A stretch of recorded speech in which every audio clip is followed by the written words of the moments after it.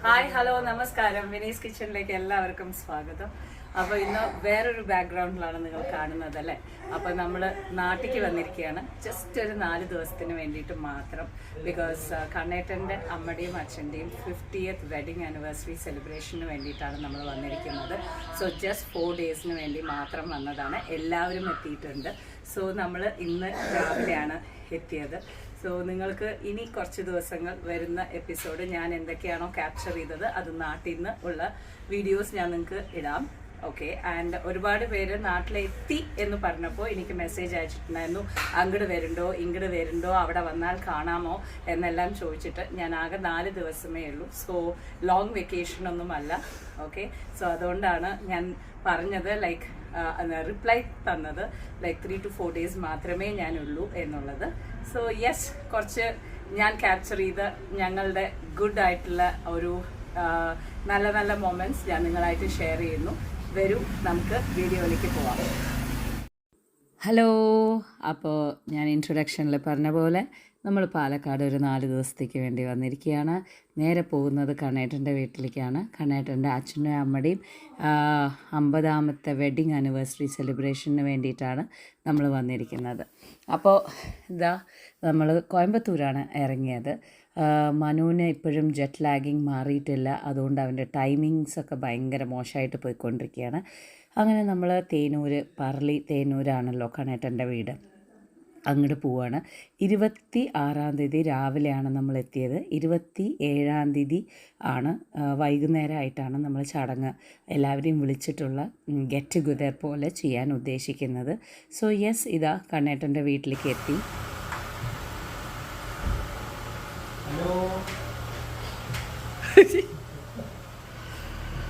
யாராவது இருக்கீங்களா? பயமா இருக்குது.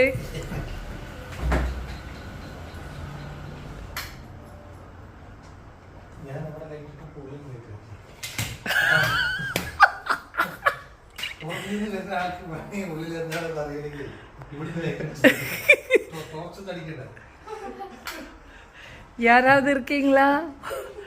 Hello, good morning.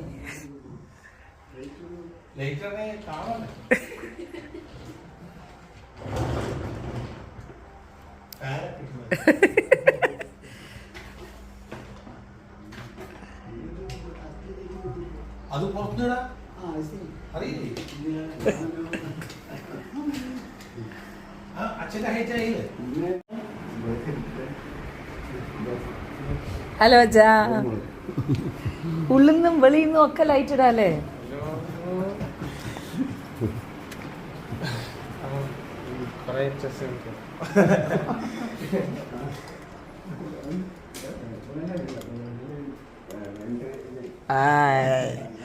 Welcome to art gallery.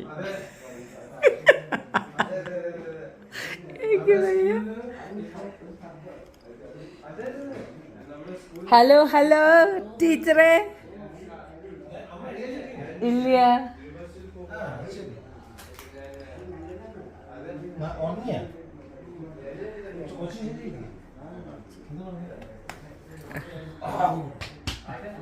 രണ്ടു ദിവസമായിട്ട് ഒരു ഹലോ ശബ്ദം സുഖമില്ല. എന്തുണ്ടമ്മ? ഓ, ഇപ്പൊ എനിക്കല്ലോ വയ്യേ.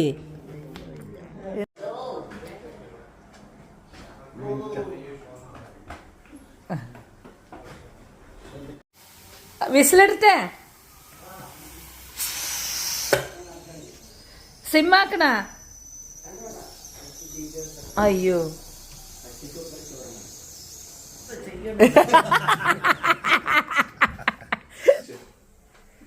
Product of the picture and then the future.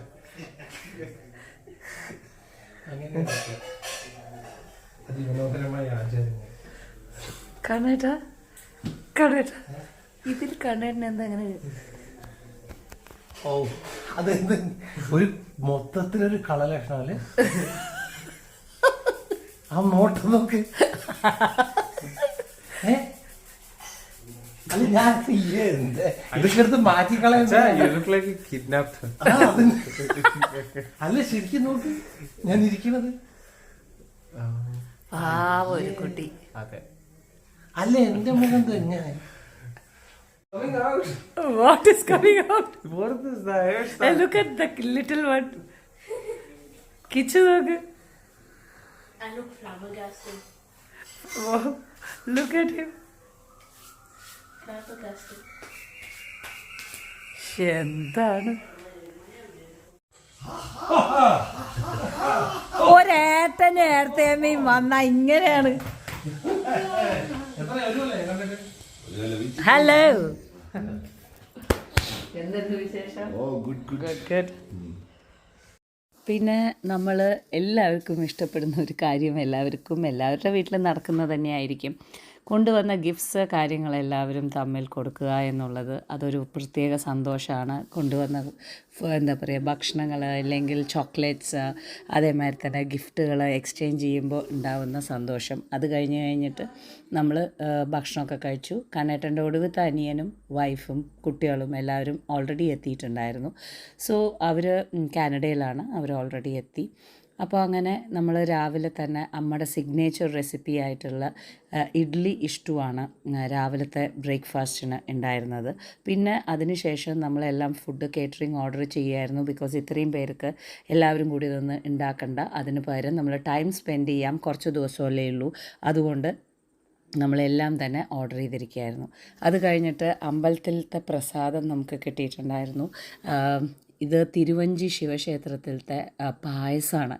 ഈ പായസം അയ്യോ എന്തൊരു ടേസ്റ്റ് അറിയോ. ആ ശർക്കര പായസത്തിൽ നേന്ത്രപ്പഴം മുറിച്ചിട്ടിട്ടുണ്ടാവും. ഓ ഗോഡ്, ഇതിന് വേണ്ടിയിട്ട് തന്നെ നമുക്ക് വേണമെങ്കിൽ എന്താ പറയുക, പുഷ്പാഞ്ജലിയോ ഇല്ലെങ്കിൽ പായസ വഴിപാട് കഴിക്കാൻ എന്നുള്ള രീതിയിൽ തോന്നിപ്പോകുന്ന ഒരു ടേസ്റ്റാണ്. എക്സലൻ്റാണ് തിരുവഞ്ചി ശിവക്ഷേത്രത്തിലത്തെ പായസം, സൂപ്പറാണ്. അപ്പോൾ അതും രാവിലെ അനുഷ കൊണ്ടുവന്നിട്ടുണ്ടായിരുന്നു. അവരൊക്കെ ഒരാഴ്ചയ്ക്ക് മുമ്പേ വന്നു. ഇനി കുറച്ച് കലാപരിപാടികൾ കാണാം. ആര്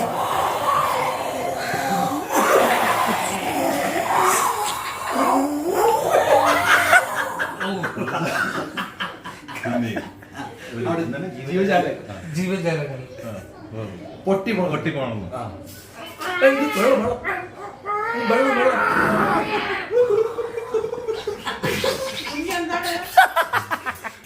മൂന്ന് മതങ്ങൾ ഒത്തുചേരുന്ന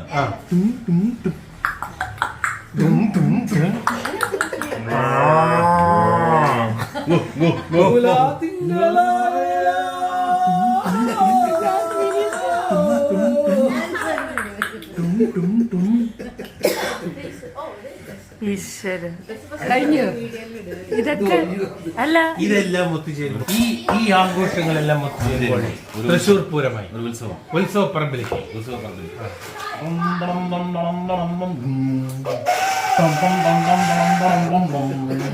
നടക്കൊന്നും പറയല്ലേ.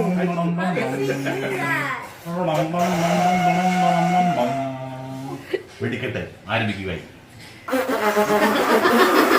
അത് മാത്രം എപ്പോഴും കിട്ടും, അത് വെച്ച് വേറെ ഒന്നും കിട്ടില്ല. What a family, look at this.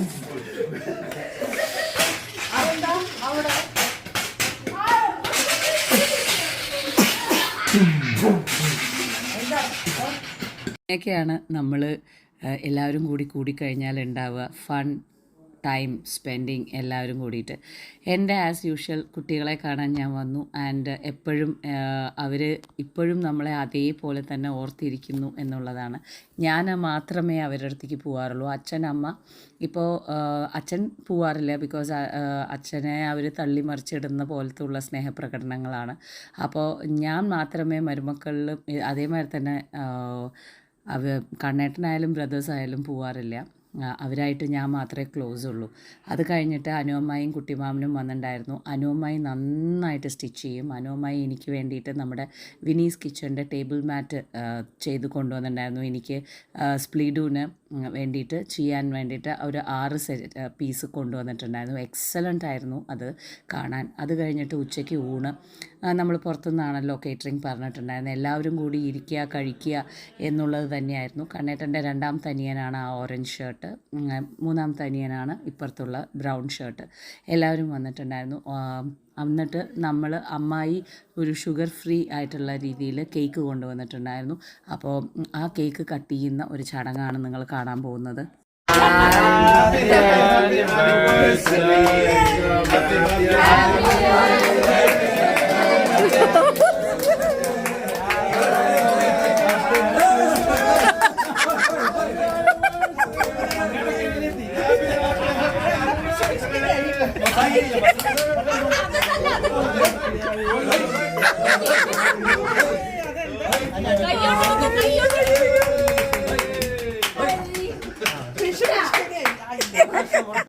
So നമ്മൾ 26-ാം തീയതി അനുവുമായി ബേക്ക് ചെയ്ത കേക്ക് നമ്മൾ കട്ട് ചെയ്തു. So every one was so happy.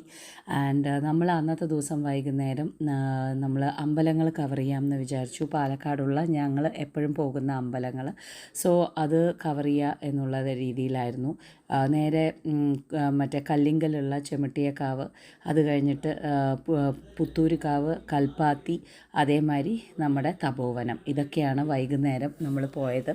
ചുറ്റുവിളക്ക് വെക്കൽ, അതേമാതിരി ദീപാരാധനയ്ക്ക് തൊഴുകൽ, ഇതെല്ലാം എല്ലായ്പ്പോഴും പാലക്കാട് വരുന്ന സമയത്ത് ചെയ്യുന്ന ഒരു കാര്യമാണ്. അതിൽ ഒരു മാറ്റവും സംഭവിക്കാറില്ല. സോ 26-ാം തീയതി എത്തിയതിന് ശേഷം ഇതൊക്കെയാണ് നമ്മൾ ചെയ്തത്.